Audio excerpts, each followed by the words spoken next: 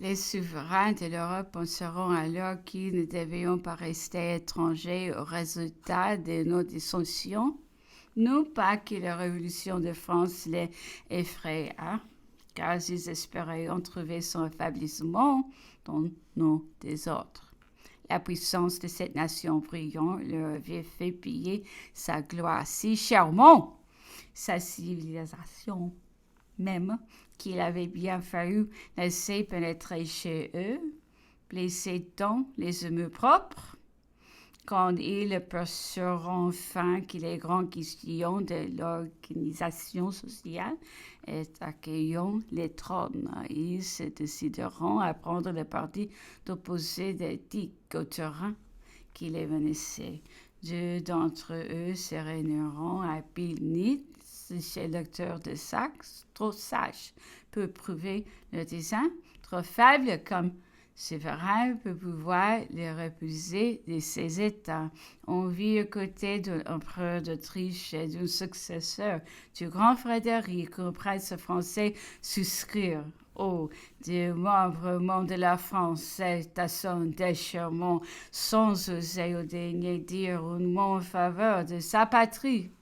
La nouvelle de cet acte inouï et qui ressemblait tant au déchirement de la Pologne tomba dans Paris comme la foudre. La grande question de la guerre fut agitée dans l'Assemblée législative. Les discussions qui auront lieu dans ces chambres obtiendront moins d'influence sur l'opinion que celle des Jacobins ou Robespierre commençait à dominer. Cet homme vota contre la guerre. Avait-il le pressentiment que la gloire militaire lui serait un jeu fatal? Craignait-il que les Français ne fussent battus? Que les étrangers n'étaient trahissant la République qu'ils voulaient fonder et ne les punissant des forfaits qu'ils allaient commettre? Cependant, malgré sa faction, la guerre fut résolue. C'était le parti le plus sage à prendre, car l'ennemi était bien décidé à le commencer, et la France, mal préparée, aurait perdu tous les avantages de l'agression. Les rois nomma plus chef de l'armée, les généraux qui s'étaient prononcé pour la révolution, Missus, Lafayette, Luckner, Montesquieu, Biron, de Broglie, Custine, Kellerman, Beauharnais. Mais déjà les Jacobins, puissance formidable, avaient parcouru un chemin immense en avant de ces patriotes de 1789. La République était le gouvernement favori de ceux-là.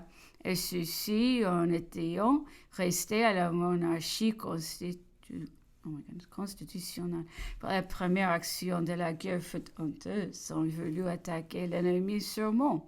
Nos troupes furent repoussées avec un tel désordre qu'on aurait tenté de croire que c'était une affaire arrangée au évêque Lacu, au évêque les Jacobins.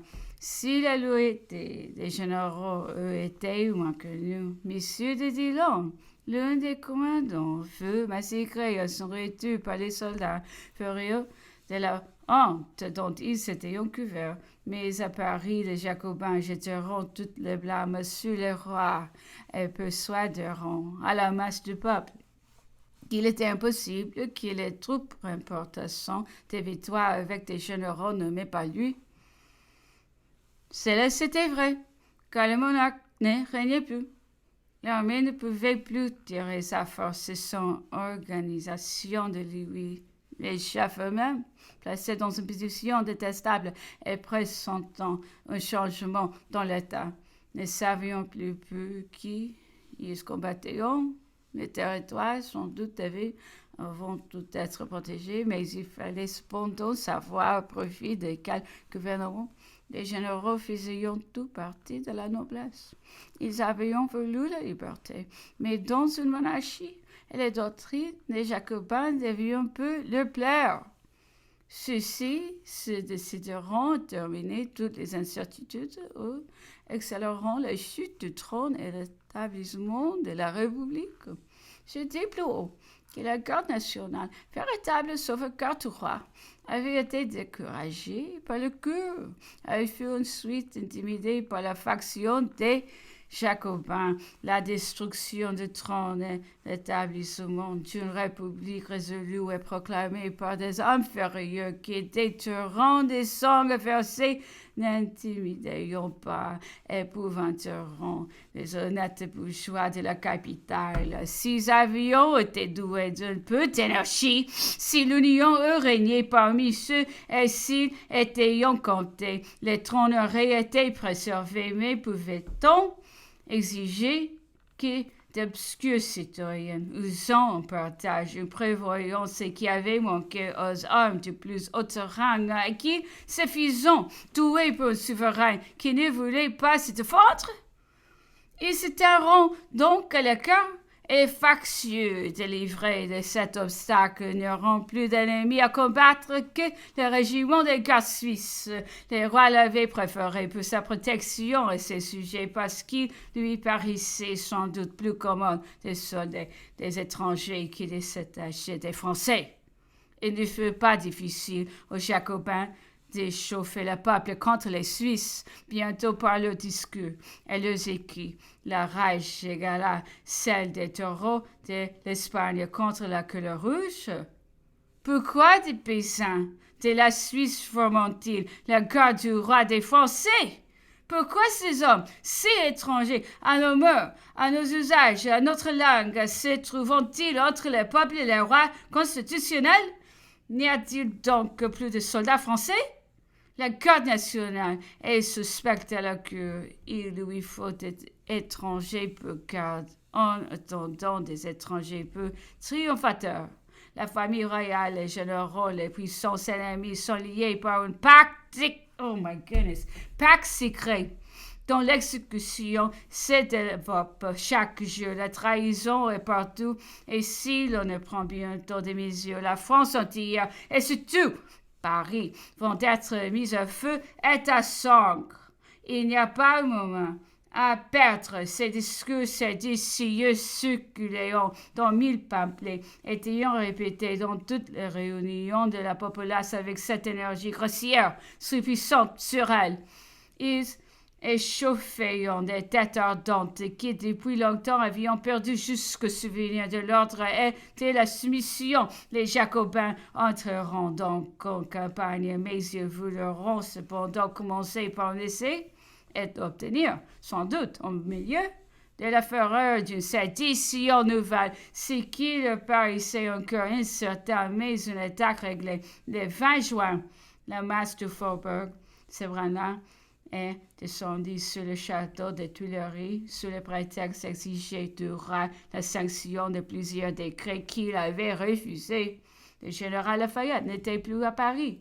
Les chefs de division commandant la garde nationale a eu des rôles, mais aucun d'eux n'avait d'influence. L'ordre qui fut donné aux citoyens de se réunir au château ne fut point exécuté. La famille royale fut réduite à ses propres forces et à ses courtisans qui ne parleront pas. Les factieux entrant au château, brisant les portes et pénétrant jusque dans l'appartement de roi qui s'avance noblement vers eux. Les vues du prince sont médiatiquement déconcertant les premiers qui s'étaient avancés et qui probablement étaient les plus déterminés. Ce premier moment sauva le roi et sa famille. Les cris et les imprécations de la foule qui suivait feront sans effet. Le moment du massacre était manqué et les chefs ne pourront les retrouver. Il s'établit une espèce de dialogue bizarre entre le roi et ses engrossiers. Le vanité fut flatté, mais il ne peut éviter ignominie du bonnet rouge, et les cris de rage, les injures les plus atroces ébranlaient les routes. La reine était surtout l'objet des plus terribles menaces, et cette princesse était dans la salle. La condescendance du roi ne fut donc point une faiblesse. Il faut gémir sur sa destinée et considérer cette insulte bavard du bonnet rouge. De même, eux, qui la couronne d'épines placée sur la tête du législateur des chrétiens. Ce misérable triomphe satisfit les Jacobins. Ils feront reculer la foule, bien décidés à prendre des moyens plus décisifs.